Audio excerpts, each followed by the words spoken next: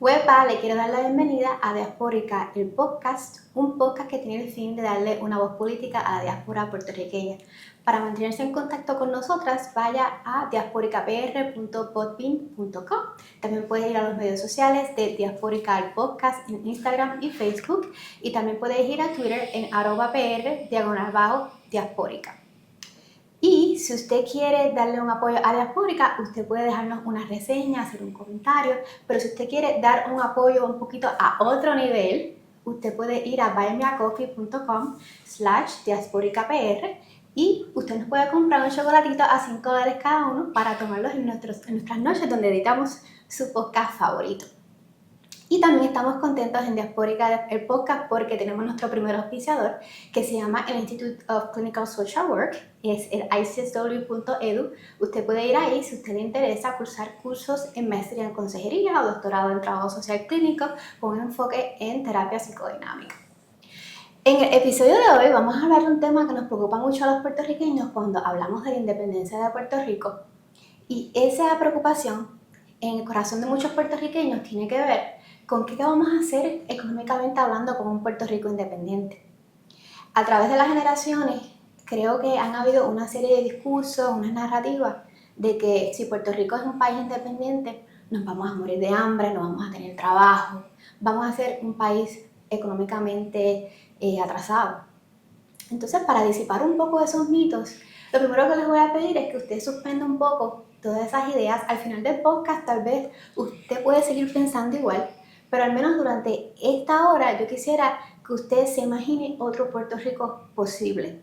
Un Puerto Rico donde no es simplemente de que no podemos, sino de que hay algunas posibilidades, y para eso vamos a tener a una persona conocedora de la economía de Puerto Rico, muy conocido en el área de la economía, que se llama Francisco Catalá. Así que bienvenido, Francisco. Muchas gracias y un saludo a todos los amigos de la Diaspórica. Gracias por estar con nosotros, Francisco. Estamos muy contentas aquí en Diaspórica que estés aquí para contestar todas nuestras preguntas en relación a la independencia de Puerto Rico y la economía en un país independiente. En pasados episodios hemos hablado de la economía de Puerto Rico. Estamos como en un tour hablando de la economía de Puerto Rico. Primero porque hay muchos puertorriqueños que se asustaron muchísimo con los recortes que venían con la administración de Donald Trump, los recortes federales. Para eso tuvimos a Marta Quiñones, economista puertorriqueña, que nos vino a hablar de ese tema. Si usted quiere conocer un poco más de eso, puede buscar nuestro episodio en nuestra página de Diaspórica. También tuvimos a Caraballo Cueto hablando de su libro más reciente sobre la economía de Puerto Rico, y habló un poco de un estudio realizado donde se veía cómo sería Puerto Rico de ser un país independiente, soberano, versus si fuese un estado de Estados Unidos. Y luego tuvimos a Heriberto Marín, el presidente de la Liga de Cooperativas de Puerto Rico, hablándonos de las opciones que hay ahora mismo dentro de esta economía, utilizando a las cooperativas como un ejemplo de las cosas que se pueden hacer en Puerto Rico. Pero entonces, hoy queremos hablar de qué pasaría en Puerto Rico si fuésemos independientes, cómo podríamos sobrevivir. Y la primera pregunta que quería habláramos un poco aquí en Diaspórica es la pregunta que tenemos todos los puertorriqueños. Si fuéramos independientes, ¿cómo vamos a sobrevivir? La raíz de esa pregunta es el miedo. El miedo a la independencia. Y el miedo es un instrumento, es un sentimiento, pero es además un instrumento político, pues un instrumento político efectivo, porque el miedo es paralizante. Si a ti te paralizan, no puedes hacer nada. Hace muchos años, décadas diría yo, en Arecibo, un estudiante, uno aprende mucho de los estudiantes, más de lo que enseña a veces. Un estudiante me hizo una anécdota para definir lo que es el miedo, concretizar qué es el miedo. Ella, cuando era chiquita, me contaba que por las noches, cuando se acostaba en su cuarto sola, tendría 10 u 11 años, sentía un ruido extraordinario, que ya lo imaginaba que provenía de un monstruo, porque solamente un monstruo podía hacer aquel ruido. Y ella se arropaba de arriba a abajo, aún con calor, porque entonces no había aire acondicionado. y no llamaba a sus padres por no molestarlos y por cierta vergüenza por confesar el miedo, porque el miedo también da vergüenza. Y pasaba las noches así con miedo y oyendo aquel rugido. Pero una buena noche, ella no sabe muy bien ni por qué, se armó de valor y cuando sintió el ruido, se asomó a la ventana de su cuarto y observó que el ruido provenía de unas hojas secas que estaban debajo de un árbol y la brisa bajía las hojas y producían aquel ruido. Y de noche los ruidos se magnifican. Y ella concluyó que el miedo no era otra cosa que una hoja seca. Una hoja seca que tú la coges en tus manos y la puedes triturar. Así que el miedo proviene de algo que está realmente magnificado en tu imaginación.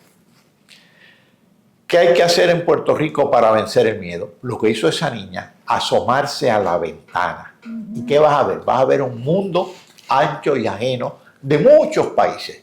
Unos grandes, unos pequeños, unos ricos, unos medianamente ricos, otros pobres, y unas relaciones internacionales a veces buenas, a veces explotadoras, desiguales. Pero ese es el mundo. Así que Puerto Rico, lo primero que tiene que hacer para vencer el miedo es no mirarse el ombligo y mirar al mundo. Y advertir que está relativamente aislado del mundo. Y digo relativamente por ser generoso, quizás absolutamente. Puerto Rico cree que solamente existe su metrópoli, Estados Unidos. Entonces no advierte la realidad. La realidad está obnubilada, distorsionada por los predicadores del miedo. ¿A qué se debe el miedo? Por ejemplo, la gente dice, ay, pero ¿qué va a pasar con los fondos federales? ¿Qué van a pasar con las fábricas norteamericanas? Pues miren, las fábricas norteamericanas que están en Puerto Rico no son otra cosa que corporaciones foráneas controladas. Ese es el término técnico. Y son corporaciones foráneas controladas aquí y en Santo Domingo y en Singapur y en donde quiera que estén en el mundo. Corporaciones foráneas controladas quiere decir que son corporaciones controladas por accionistas norteamericanos y son foráneas porque están en una jurisdicción contributiva extranjera. Y Puerto Rico, para fines de esa ley de corporaciones y para fines contributivos, es una jurisdicción foránea, es decir, extranjera. Así que esas corporaciones están lo mismo aquí que en un Puerto Rico independiente, que en Singapur, que en Irlanda, que en Francia, que en Alemania. Son corporaciones foráneas controladas. Lo importante es cuál es la relación nuestra con esas corporaciones foráneas controladas. ¿Es favorable a nosotros o es favorable realmente a ellas? Hay que hacerlas que sea favorable a ambos. Si las necesitamos para que estén aquí, pero es para beneficio nuestro. Porque si es para beneficio exclusivo de ellas, estamos haciendo el papel de tontos. Y resulta muy curioso que del 2006, cuando supuestamente empieza la gran contracción económica en Puerto Rico, al 2025, es decir, el año en que estamos, la economía de Puerto Rico ha crecido muy poco. El grueso de esos años se ha contraído, ha disminuido, lo que ha provocado una gran emigración. Hemos perdido población inclusive. ¿Por qué? Porque no ha habido crecimiento económico. Y sin embargo, durante esos 20 y tantos años, durante todo el siglo XXI, esas corporaciones foráneas controladas establecidas en Puerto Rico han extraído de esta economía anualmente más de 35.000 millones, todos los años, anualmente, más de 35.000 millones de dólares. Eso en la acepción anglosajona son 35 billones. Por cierto, los fondos federales que se han recibido durante esos años han sido mucho menos que esos 35.000 millones. Y por cierto, el grueso de los fondos federales que reciben los individuos es por cotizaciones por concepto de trabajo. Medicare, Seguro Social. Eso se cotiza. Eso no es dependencia. Eso ha sido cotizado. Así que hay que romper con ese discurso de la dependencia que es muy dañino psicológicamente. Y esto está estudiado en los libros sobre desarrollo. Hay un libro muy conocido, publicado recientemente, de dos economistas, de apellido uno Monga y el otro Lin. Obviamente uno es africano, Monga, y Lin es asiático. Los apellidos lo dicen todo. Uno fue economista jefe del Banco Mundial y el otro todavía es economista jefe del Banco Africano. Y ellos postulan que países que dependen mucho de fondos externos crean lo que ellos denominan adicción a la ayuda. La adicción a la ayuda es señal de debilidad. La ayuda efectiva es la que se torna innecesaria, porque si se torna crónica, algo anda mal.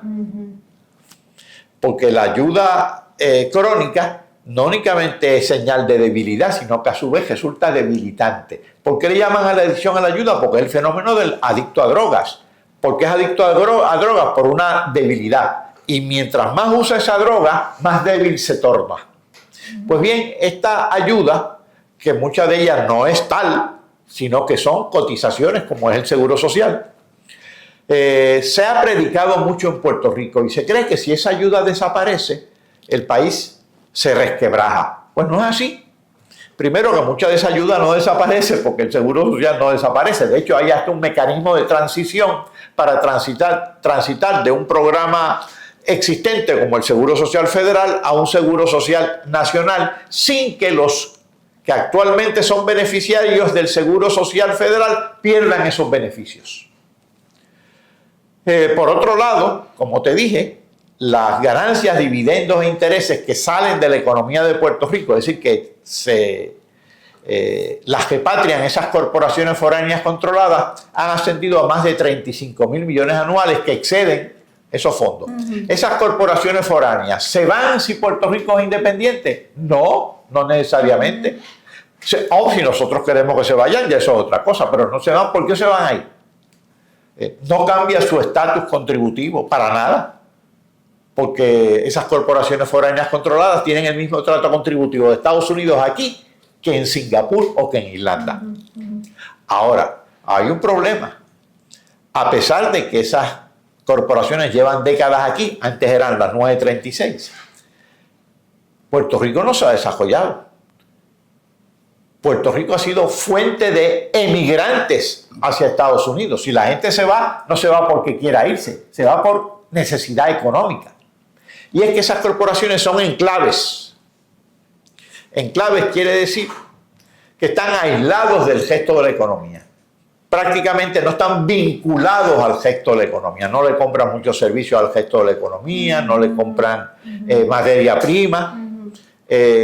Así que son un enclave, y ese enclave, en la medida en que no hay eslabonamientos con el resto de la economía que no está vinculada, pues no propician desarrollo, propician crecimiento, y algo se dejaba del enclave hacia el resto del país, naturalmente, pero nunca un desarrollo pleno, sustentable. Así que hay que romper con los enclaves. Romper con los enclaves no quiere decir prohibir la inversión directa externa, pero para tú utilizar bien la inversión directa externa, es decir, esas corporaciones del extranjero que se establecen en Puerto Rico, tienes que hacer varias cosas. Tienes que tener una política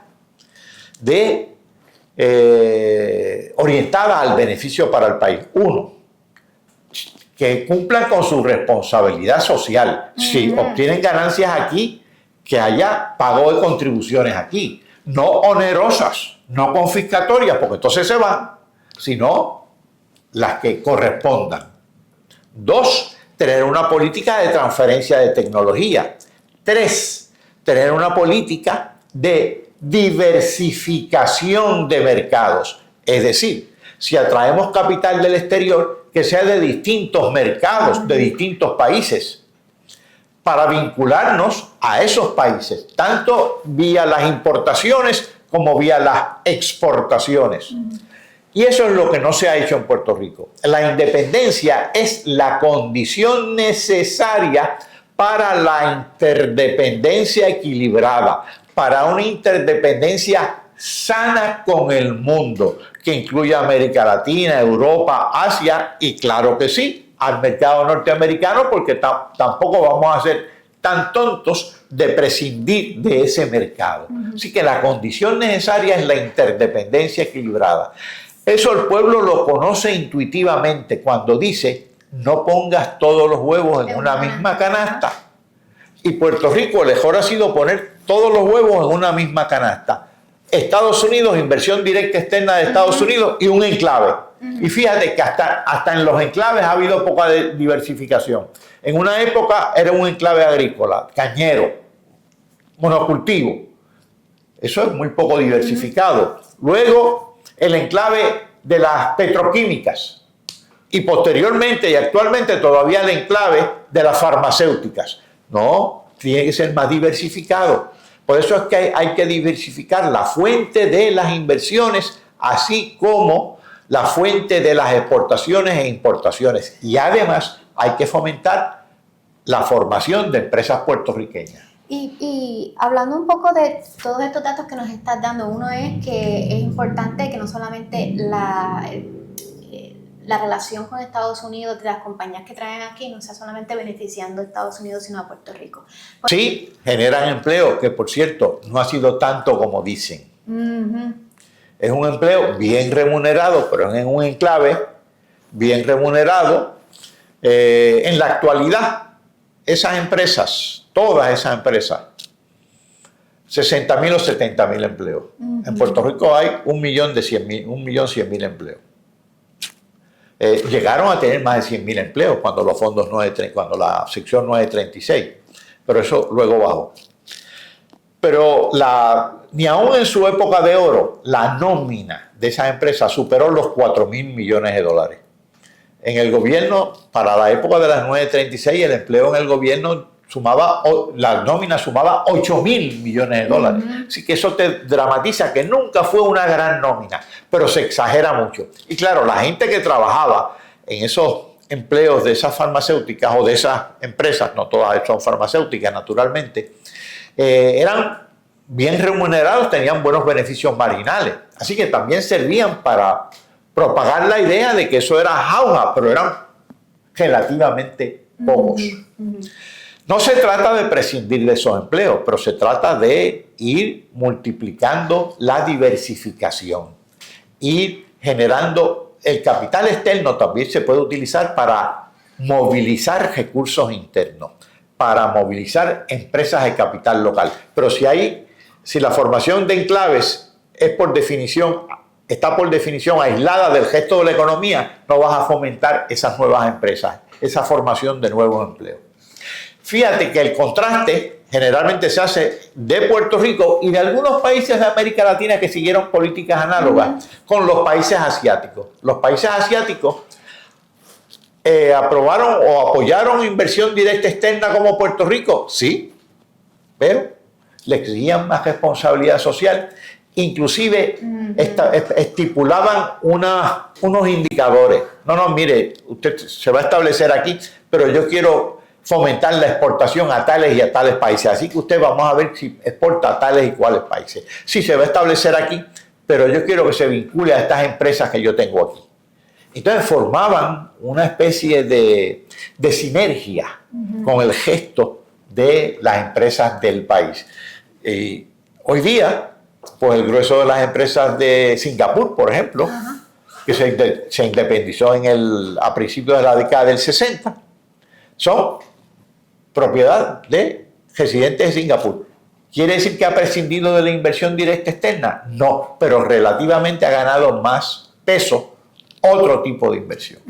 Y eso es lo que tiene que hacer Puerto Rico. Pero para hacer eso necesita poder político, poder que no tenemos. Y esa es la importancia de la independencia de Puerto Rico, que Así podamos tener poder para poder negociar con otros países que ahora mismo no tenemos. Y por ejemplo, hablas también del asunto de la responsabilidad social. ¿Podrías abundar un poquito más de cuál es la responsabilidad social que no está asumiendo la empresa foránea aquí en Puerto Rico, que en un país independiente podría hacerlo? Bueno, lo primero es que como Puerto Rico no tiene ese instrumental de que estamos hablando, del que te voy a hablar ahorita en más detalle, ha recogido a dos cosas, dos políticas. Una es la política de acceder a fondos federales. Fíjate que los dos partidos que han gobernado en Puerto Rico, el Partido Nuevo Progresista y el Partido Popular Democrático, uno postula la estadidad y dice, oh, con la estadidad vamos a acceder a más fondos federales. Y el Partido Popular define el ELA, el Estado Libre Asociado, y dice, tenemos que lograr paridad. Pues es la misma política de los dos. ¿Y cuál es la otra política? La de exención contributiva. Vamos a traer capital norteamericano y le concedemos exención contributiva. Es decir, que no paguen contribuciones o que paguen a tasas preferenciales. Pero ¿qué pasa? Eso crea un erario erosionado, un erario público, un tesoro público erosionado porque no está recibiendo contribuciones de las empresas que más ganancias están generando, pero las ganancias salen del país, son repatriadas y no dejan en el país el pago de contribuciones que cualquier otro país requeriría. Así que eso se traduce en dos cosas: en déficit de presupuestos gubernamentales, en endeudamiento. Y ahora no tenemos precisamente una crisis de deuda, porque si tú no logras suficiente recaudación, ¿con qué tratas de compensar esa falta de recaudación aquí? Por un lado con fondos federales y por otro lado emitiendo bonos, es decir, endeudándote. Y las dos cosas han debilitado dramáticamente al país. La dependencia, ya hablamos de ella, y el endeudamiento ahora mismo nos tiene encajados. Es que yo pienso que los partidos que se han turnado en el poder no quieren aceptar que que ellos han asumido eso como una política económica, ¿verdad?, fallida, y que realmente no está funcionando. Primero porque estamos endeudados y eso hemos tenido que recortar programas en el gobierno, etcétera. Pero también yo pienso que hay una falta de reconocimiento de cómo entonces el nuevo gobierno de Donald Trump ha propuesto unos recortes de fondos federales que de alguna manera va en contra de la política del partido en el poder, que lo que hace es depender de fondos federales. Entonces es como tú logras en tu mente hacer una congruencia en términos de que tú quieres más fondos federales, pero el presidente que tú apoyas no quiere darte fondos federales. Eso lo que está demostrando es que no hay estatus más peligroso que el de la dependencia. El que pide siempre queda por debajo de la mano que da. Y el estatus más peligroso es la dependencia, precisamente porque el que da no únicamente puede abusar políticamente de ti, sino que te puede quitar la alfombra de debajo de los pies en cualquier momento, que es lo que hace Trump en estos momentos con algunas de sus políticas de recorte. Pero además, estos partidos políticos como el PNP y el Partido Popular no pueden aceptar lo dramática, perversa que resulta la dependencia y el endeudamiento, y menos pueden aceptar que ellos han sido los responsables. Pero no lo pueden aceptar sobre todo porque lo que predican está montado en la dependencia y en el endeudamiento, porque está montado en más fondos federales y más exenciones contributivas. Basta escucharlos. ¿Qué proponen? Eso. Es como si fuera una especie de encapsulamiento ritual, ceremonial. Siguen dándole vueltas a la noria y cuando proponen algo, lo que están proponiendo es la misma versión de lo que ya resultó fracasado, porque no pueden salir de esa noria, no pueden escaparse de eso. Y escaparse de eso sería reconocer que su programa político estuvo lastrado de equivocaciones desde el día 1. Y reconocer eso les cuesta mucho, no únicamente políticamente, sino psicológicamente. Tú sabes que mi experiencia ha sido que cuando tengo este tipo de conversaciones con personas que no son independentistas, por más que tú le pongas tablas, números, hechos, argumentos, como que no hay como un bloqueo mental. Es un bloqueo psicológico. No pueden sobreponerse a la idea de que las cosas que han aprendido a través de generaciones, porque hay familias que son ideas que van de generación en generación, no pueden sobreponerse a que realmente son ideas que son falsas, son erróneas, son ideas que se han cultivado en nuestra psiquis colectiva como puertorriqueños para que no podamos imaginarnos un país independiente como algo posible. Mira si eso es así, que en el 1989, 90 y 91 hubo un diálogo, el único que ha habido de verdad, entre los tres partidos políticos de Puerto Rico de ese momento, el PNP, el Partido Popular y el Partido Independentista Puertorriqueño, y el Congreso de Estados Unidos, concretamente el Senado. Son los famosos proyectos Johnston. Johnston, porque era el presidente de la Comisión de Recursos Naturales, que era la que entendía con el estatus y sigue entendiendo con el estatus de Puerto Rico. Ese diálogo generó dos proyectos de ley del Senado. El S712 y el S244, que lo pueden encontrar en internet. En esos dos proyectos de ley, la definición de la independencia detallaba la transición económica de una economía colonial, de la actual economía, a una economía de república independiente. ¿Qué pasaba con el seguro social, con los fondos federales, con los distintos programas? Seguro social, programa de asistencia nutricional, Medicaid, todo. ¿Y qué pasaba con la moneda? ¿Qué pasaba con las relaciones comerciales internacionales, las que teníamos con Estados Unidos, las que tenemos? Y todo eso estaba ahí. Y nosotros fuimos a dar cuando digo nosotros, algunos miembros del PIB, unas cuantas seminarios en distintas partes de la isla de Puerto Rico, y le enseñábamos los proyectos de ley a la gente. Y los escépticos, como los que tú estás describiendo, decían, no, pero el papel aguanta cualquier cosa. Sí, aunque fuera un proyecto de ley del Congreso de Estados Unidos. No hay peor sordo que el que no quiere oír, ni peor ciego que el que no quiere leer. Entonces, el fenómeno político en Puerto Rico, el gran obstáculo que hay que vencer, más que político, es psicológico. Y no hay otra que la de explicar, educar y dialogar con el Congreso de Estados Unidos, porque de ese diálogo es que puede surgir cierta confianza en el pueblo de Puerto Rico.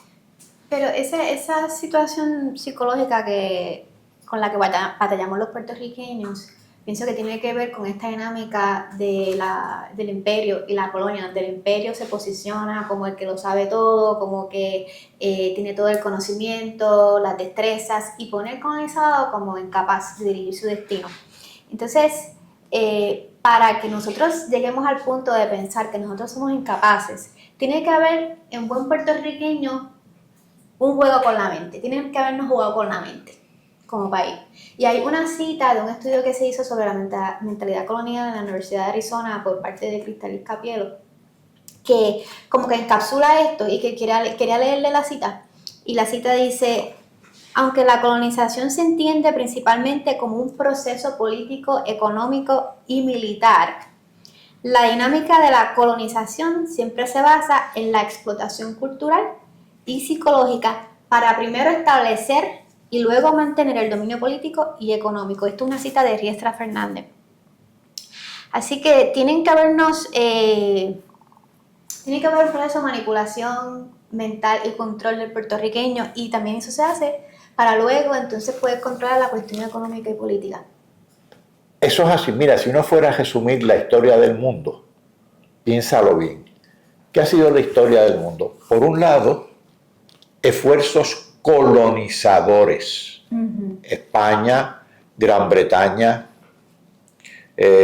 Francia, colonización europea en Asia, en América Latina, en África. Por un lado ha sido ese esfuerzo colonizador, y la colonización siempre parte de una premisa: estamos colonizando a seres inferiores. Y el colonizador, el imperio, se siente superior. Y esa minusvalorización se le transmite al subordinado, al colonizado. ¿Y cuál ha sido la otra parte de la historia? Primero, el esfuerzo colonizador. Segundo, el esfuerzo descolonizador. Y ha habido descolonización en África, en Asia, en África. no ha habido una sola colonia que como colonia se haya desarrollado. Ha habido crecimiento económico y aquí y allá, pero desarrollarse es desarrollarse plenamente como ser humano, cada uno de los miembros de la sociedad. ¿Dónde ha habido desarrollo? Pues claro, en los países imperiales, porque para empezar nutrieron su desarrollo de la explotación a las colonias. Imagínense, a los continentes suramericanos, africanos, asiáticos. La inmensa India, el liliputiense pequeñito Singapur, colonizaron a ambos. Hoy, la economía que más está creciendo en estos momentos para el año 2025 es la India, que es una economía enorme, con muchos problemas todavía, mucha pobreza, heredada de la colonización, por cierto. Otro de los países que está creciendo, pero pequeñito, 14 veces más pequeño que Puerto Rico, es Singapur, también asiático. Ambos repúblicas. Singapur casi no tiene agricultura porque no tiene tejero.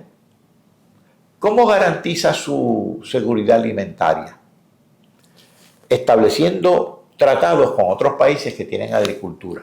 Sin embargo, mira lo que ha hecho Singapur, desarrollar mucha investigación agronómica. ¿Por qué? Porque le vende servicios agronómicos a esos países y a cambio obtiene los alimentos que necesita. ¿Puerto Rico tiene investigación agronómica? Sí. Tiene el Colegio de Mayagüez, hasta el Dutuado. Tiene estaciones experimentales, tiene el servicio de extensión agrícola. ¿Tiene una agricultura vibrante? No. ¿Tiene tejeno? Sí. ¿Podría importar de otros países? Sí, pero podría complementarlo con mayor producción de alimentos frescos en Puerto Rico.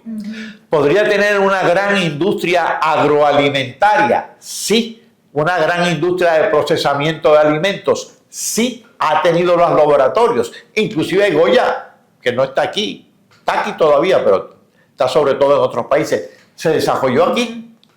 Pero ¿por qué no lo ha hecho? ¿Por qué no tiene una gran agricultura dinámica? ¿Por qué no hay seguridad alimentaria en Puerto Rico? Bueno, porque los enclaves se especializaron en cosechas, no en alimentos. Caña, tabaco, café. Sobre todo caña. ¿Y la gente no se alimenta de eso? El café por lo menos permitía la coexistencia con con producción de alimentos. Plátanos, guineos, yayames, yautillas. La caña no, la caña era tejible. Ecológicamente la caña fue tejible porque la caña devasta. Hubo una gran devastación de bosques en Puerto Rico. Ahora bien, ¿Puerto Rico podría tener esa industria agroalimentaria? Sí, pero para tenerla actualmente tendría que tener algunas defensas selectivas y temporeras de cierta industria agroalimentaria puertorriqueña, porque de no, nos desplazan del norte. Cuando digo del norte me estoy refiriendo a Estados Unidos. Eso lo han hecho todos los países. Cuando digo todos, es todos los que se han desarrollado. Todos, sin excepción. Hombre, deberíamos aprender algo. Pero ese instrumento de protección selectiva de mercados, ¿lo tenemos? No.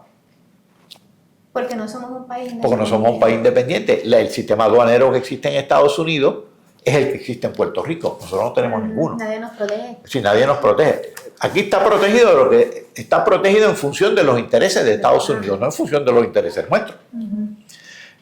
Ahora, ¿por qué digo que tiene que ser selectiva? Porque es para algunos productos. ¿Y por qué digo que tiene que ser temporera?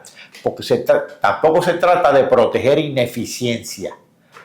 Yo te protejo a ti, pero dentro de 10 o 12 años tienes que estar preparado para competir con el mundo.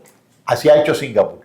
Porque de no proteges ineficiencia. Y la ineficiencia resulta extraordinariamente costosa y tarde o temprano sucumbe. Así que hay que ser eficiente también. Cuando digo protección selectiva, no es en tornarnos proteccionistas, porque estoy postulando, repito lo que dije al principio, la interdependencia equilibrada con el mundo. ¿Qué quiere decir interdependencia equilibrada?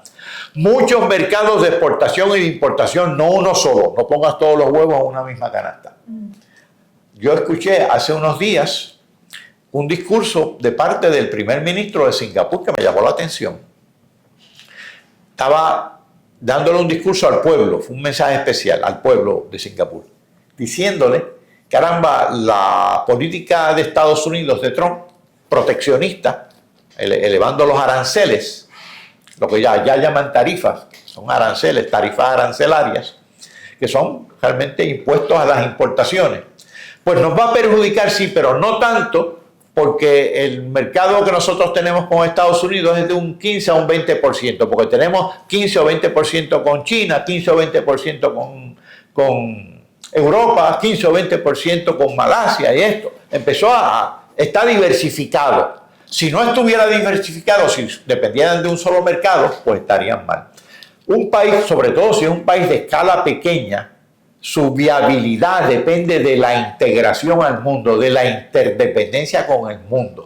Por lo tanto, la independencia con Puerto Rico es para integrarse, para vincularse con el mundo. Y el mundo es grande, ¿sabe? Y ahora el mayor crecimiento se está...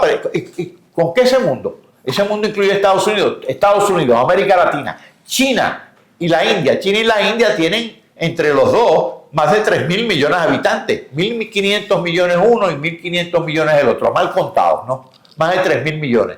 Estamos hablando de más del 40% de la población mundial. Así que no es poca cosa. Europa, y claro, sin prescindir del mercado norteamericano, si ya lo tenemos, tampoco se trata de perderlo, pero se trata de acompañarlo de otros vínculos enriquecedores, y tienen que ser mutuamente enriquecedores, porque no se trata de nosotros vincularnos con el mundo para explotar a otros, pero tampoco para que nos exploten a nosotros. Ni lo uno ni lo otro. ¿Sabes qué? El gobierno de Jennifer González recientemente firmó una orden ejecutiva con bombos y platillos sobre lo que se llama el reshoring.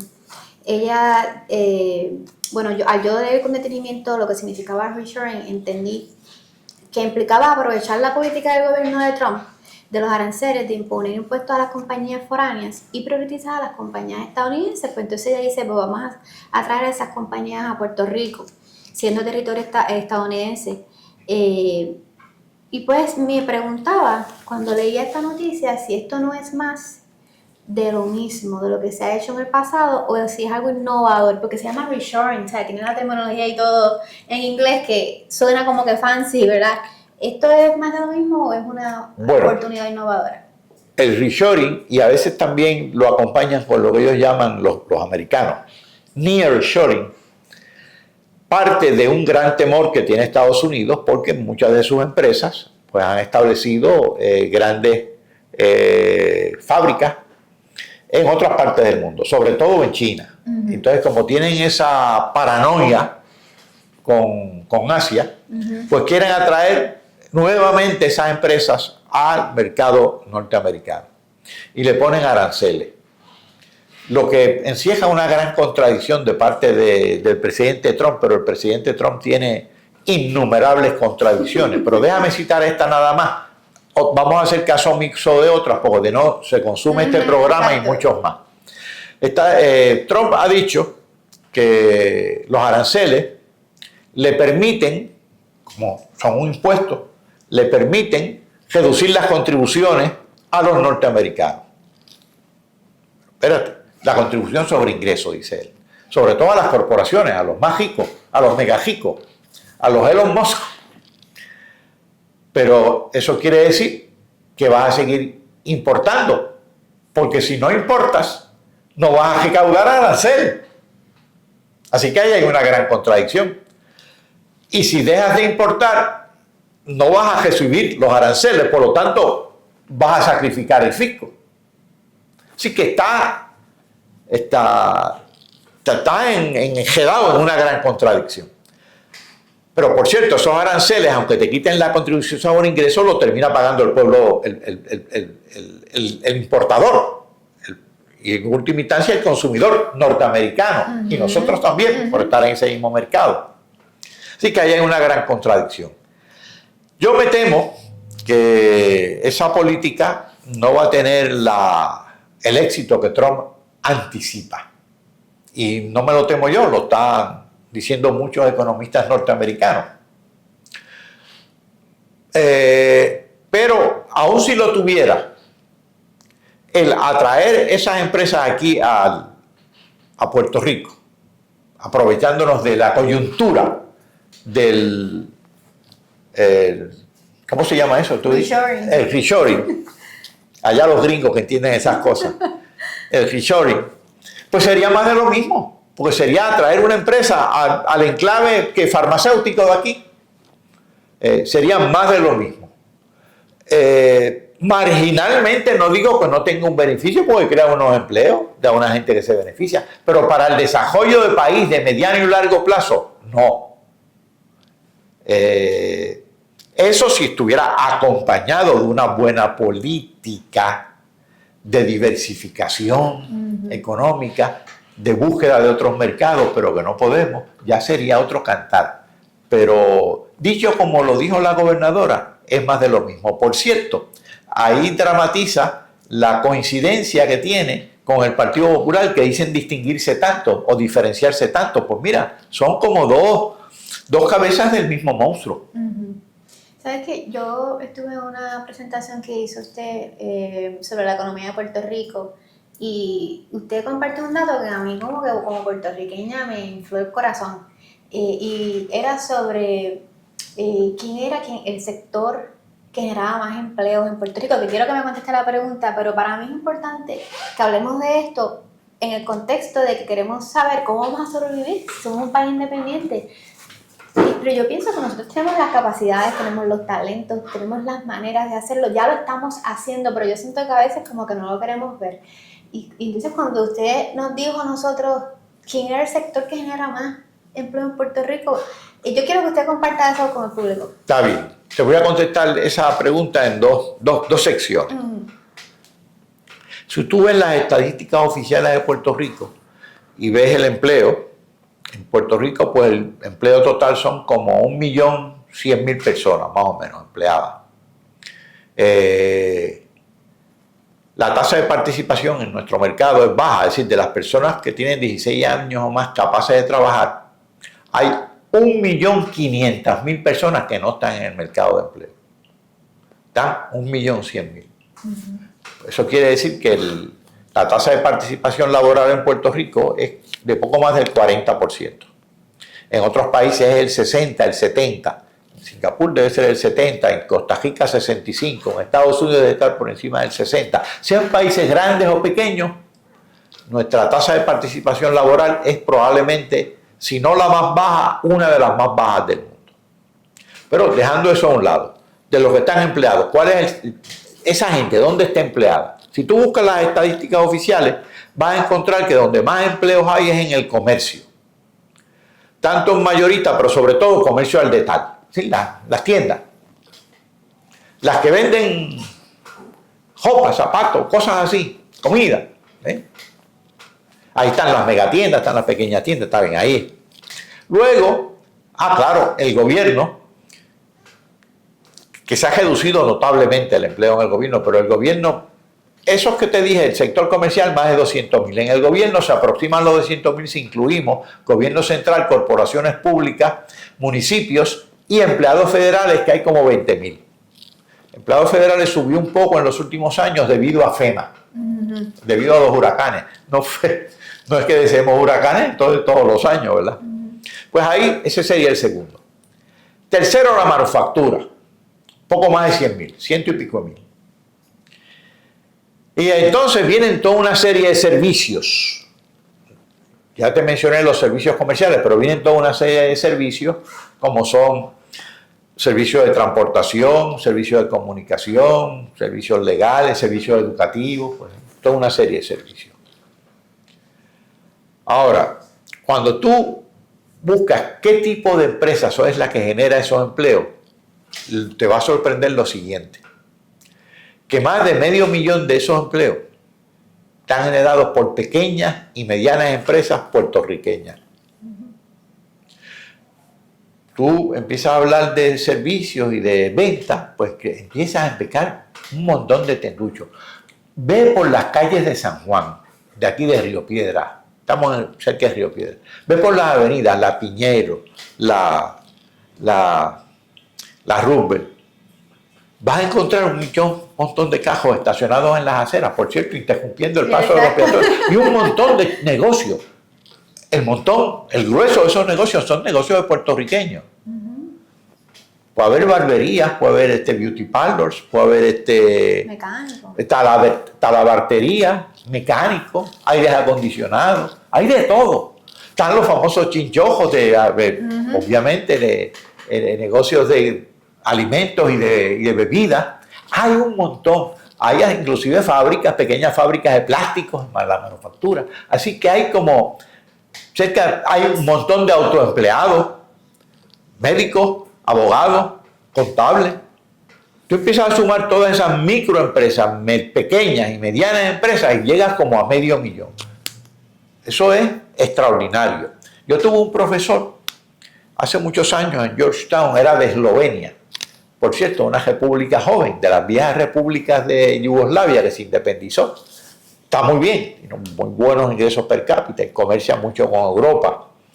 Pues Eslovenia, este esloveno era un profesor en Georgetown y decía que el sistema económico es como un vaso lleno de hielo. Tú lo que notas son los hielos, pero el vaso está lleno de hielo, pero si tú dejas que los hielos se deshitan, notarás que el agua que queda no llena ni la mitad del vaso. Así que el vaso parece lleno de hielo, pero no lo está. Tú tienes que llenar los intersticios, es decir, los huecos entre los bloques de hielo. Cuando tú miras a la economía de Puerto Rico y cualquier economía, te fijas en los hielos, las empresas del gobierno, las grandes manufactureras y los huecos, ¿dónde están? Pues los huecos son esas pequeñas y medianas empresas. En la Unión Soviética, el dominio de los hielos era extraordinario, eran las empresas estatales. Cuando eso se resquebrajó, como no estaban ocupados los intersticios, pues hubo una gran crisis. Si no fue peor, fue debido a que había intersticios. En Puerto Rico, cuando se van las 9:36, sí, hubo cierto estremecimiento, pero no tanto como anticipaban. ¿Por qué? Porque los intersticios estaban ocupados. Pues de esas pequeñas y medianas empresas pueden nacer también grandes empresas exportadoras, porque estas empresas que te describo, por su escala son modestas, no son empresas de exportación, con una o que otra excepción, pero no son de exportación, son básicamente orientadas al mercado local. Por cierto, muchas de estas empresas son cooperativas, lo que llaman cooperativas de tipos diversos. Hay cooperativas de ropa, que fabrican ropa, hay cooperativas de objetos de plástico. Así que hay cooperativas de energía eléctrica, cooperativas, ahí en Caguas hay algunas. Es curioso esto, ¿no? Y esto pasa como por debajo del radar. Pues en esas empresas, la existencia de esas empresas demuestra gestión empresarial, talento empresarial, que bien encausado, aparte de mantener esas empresas, muchas pequeñas y medianas empresas en el mundo agrícola produciendo alimentos, todavía a nivel modesto, hasta cacao para el chocolate. Todavía modestas, muchas de esas empresas podrían desarrollarse en grandes empresas exportadoras. No todas, porque siempre tendrán una función como pequeñas y medianas empresas, pero hay unas posibilidades porque el talento empresarial está ahí. Y por cierto, no están exentas, ¿sabes? Las exentas son, paradójicamente, las grandes farmacéuticas, las grandes empresas. Digo, para mí, como puertorriqueña, ¿verdad? Que he estado viendo el éxito de Bad Bunny recientemente, independientemente de que te guste cómo suena Bad Bunny, cómo canta, etcétera. Yo lo que me estoy fijando como persona que cree en la independencia de Puerto Rico es la capacidad que ha tenido esta empresa detrás de Bad Bunny de generar una marca que se consuma a nivel mundial. Esa no es una pequeña y mediana empresa, eso es una gran empresa. Es una gran empresa exportadora, multinacional en este caso, porque Bad Bunny es un éxito en distintos mercados. Yo creo que la sede debería estar en Puerto Rico, no lo está. Estuvieron los conciertos, los 30 conciertos, pero la sede, pues, su publicidad y demás, pues viene de distintos elementos. Hay algunos en Puerto Rico. Pero ciertamente el ejemplo viene a cuento, porque Talento empresarial hay en este país. Estímulo a ese talento, muy poco. En Puerto Rico falta voluntad política para hacer cosas. Según falta voluntad política para hacer la independencia, hace falta voluntad política para muchas cosas. La crisis de Puerto Rico, desde la década del 30, no ha sido falta de ideas, ha sido falta de poder y de voluntad política. Sí, y para mí era tan importante que pudiéramos tener esta conversación donde no solamente pudiéramos hablar de cuáles son los miedos que tenemos a la independencia de Puerto Rico, sino que también pensemos en lo que ya estamos haciendo, los talentos y las capacidades que ya tenemos que nos pueden llevar a esa posibilidad, a pensar y a imaginarnos a un país posible, a un país independiente. Y con eso pues quería darte las gracias por participar de Diaspórica, el podcast, por ser parte de esta conversación y nada, quería que si quieres decirle algo a la audiencia antes de cerrar. Bueno, gracias a ustedes, gracias a la organización de Diaspórica. Por cierto, estos vínculos entre Puerto Rico y los puertorriqueños en Estados Unidos también son importantes.